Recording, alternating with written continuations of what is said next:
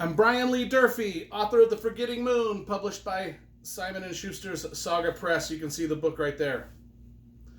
Today I'll be reviewing the Bounty Hunter Wars trilogy by K.W. Jeter. It's part of the Star Wars Legends series of novels. You can see the novels right here. There's 3 of them, trilogy. Beginning with The Mandalorian Armor, that's book number 1.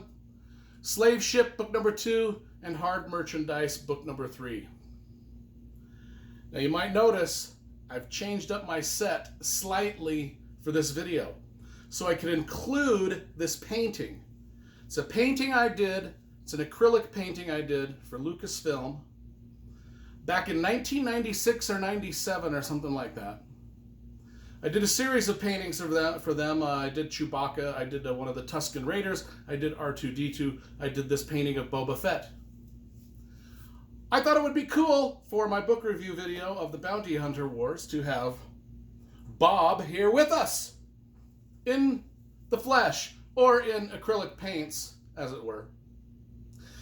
Anyway, back in the day, if you've been following my videos, you know I used to do illustrations for Magic the Gathering, Dungeons and Dragons game, a lot of wildlife, Western art galleries my work was seen in, and hey, I even did stuff for Lucasfilm. And one of my guilty pleasures in life has been to read these little paperback Star Wars Legends novels. Everybody's got a guilty pleasure series that they read, whether it's Twilight or Harry Potter or 50 Shades of Grey. Well, mine are the hundreds of different Star Wars Legends novels that are out there. And today we will be taking a look at the Bounty Hunter Wars. Hey, now that The Mandalorian is out, and it's so awesome of a show, it kind of renders the Bounty Hunter Wars a little bit moot, because of all the there's a lot of Star Wars stuff out there, and I'm telling you, The Mandalorian is some of the best of it, right? I think we can all agree on that. But before we had The Mandalorian, the only thing that we knew about the bounty hunters in the Star Wars universe were Boba Fett and the crew of bounty hunters that were on the Star Destroyer that Darth Vader, when he sent them out to hunt down Han Solo and Princess Leia in the Empire Strikes Back. That's all we had for a lot of years, until the late 90s, when Lucasfilm and Del Rey Books came out with the Bounty Hunter Wars trilogy by K.W. Jeter. So when these came out, I was excited, because Boba Fett was one of my favorite characters. In fact, I did a Boba Fett illustration for Lucasfilm. And Lucasfilm sent me hundreds and hundreds and hundreds of photos of Boba Fett that I could use as reference for my acrylic painting of Boba Fett. And that's the pose I chose, which just so happens to be the pose that Stephen Yule chose for, I can't remember which one. Yes, this top cover, he chose the same. You know, a few years later, when he did the cover for this, he also chose the same stock photo that Lucasfilm probably sent him too, which is kind of cool. I did this, he did that, same pose, same character, happens all the time. Especially when you're working for a licensee like Lucasfilm. And they sent me a lot of photos of a lot of different characters that I could choose from to paint, and it was cool to work for them for a little bit. Anyway, enough about that. Let's talk about these books. I just wanted to give you a little bit of a background. I do not know K.W. Jeter. Don't know anything about that writer. If you followed my reviews, you know a lot of the Star Wars writers.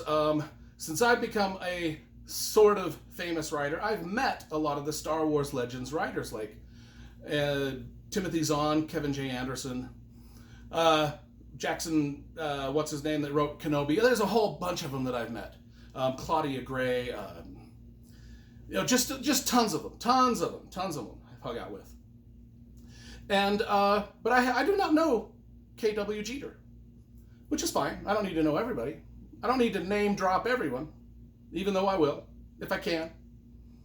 But I don't know K.W. Jeter, but this writer is good. This writer did a really good job. Like I said, we did not know much about the bounty hunters in the Star Wars universe for a long time until this trilogy came out, and we got introduced to the bounty hunters. The first book starts out right when Return of the Jedi ends. Boba Fett has been tossed into the Sarlacc pit. You know, he died a punk death. He wasn't given a real glorious death, as we all know. He died a punk in a Sarlacc pit at the Return of the Jedi. Halfway through the Return of the Jedi, Boba Fett dead, swallowed by the Sarlacc. In the Dune Sea, on Jabba's sail barge, when everything went to hell for the heroes. Anyway, he's dead, right? Well, no. I think everybody kind of assumed, since he's such a cool dude, he was going to escape that Sarlacc pit, which he does. Spoiler alert, first thing that we find out in Book 1, The Mandalorian Armor, is that Boba Fett has escaped the Sarlacc pit, but he is really injured. You know, Jabba said, or the Jabba's henchman said, it takes the Sarlacc 1,000 years to digest its food, and it was starting to digest Boba Fett. So he's seriously injured, but he crawls out of the Sarlacc pit. He's rescued by Dengar, one of the other bounty hunters. That's one of the things that we get to that's cool about this, is we get to meet Dengar and Bosk and some of the other bounty hunters that are in the story. Get to know them. We get to follow them through the trilogy of books here. The one thing that, another thing is we get to follow like Prince Zixor, who's one of the main characters in the other Star Wars Legends. He's not ever in any of the movies, but he's in the Star Wars Legends books, Prince Zixor. He's in there. His Black Sun crime syndicate is in there, and Boba Fett and all the other bounty hunters and the Bounty Hunters Guild are involved with that. And there's a lot of double crossing and betrayals and all sorts of stuff, you know. Zixor is Prince Zixor. Darth Vader is in it. And the Emperor Palpatine is in it. But let me explain that, because you're thinking, hey, it starts at the end of Jedi. Didn't those guys die?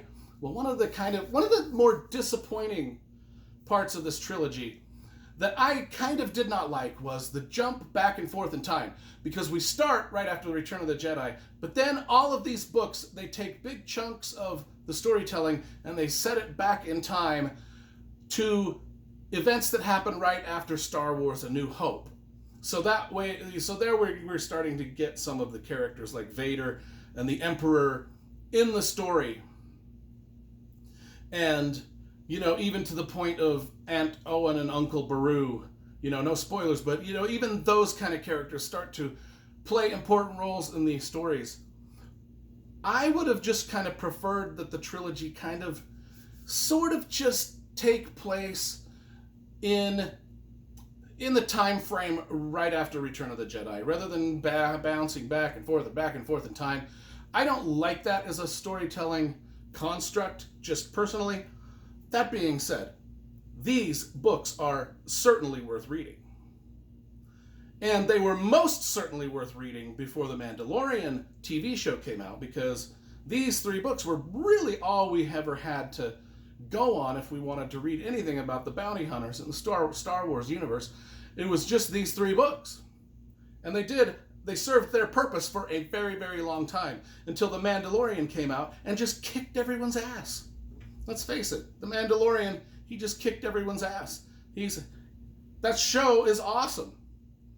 And it kind of really, in a way, usurps the throne of, you know, what this is. Which is fine. It's fine. I love it. I love these books. I love The Mandalorian. I was happy to get to paint Mr. Bob here. Did my version of it. My contribution to the Star Wars universe is this painting. Like I said, I've painted a lot of stuff. I've illustrated a lot of things. And in my collection of artwork that I've kept for myself, I've only got like about 5 paintings that I've kept for myself.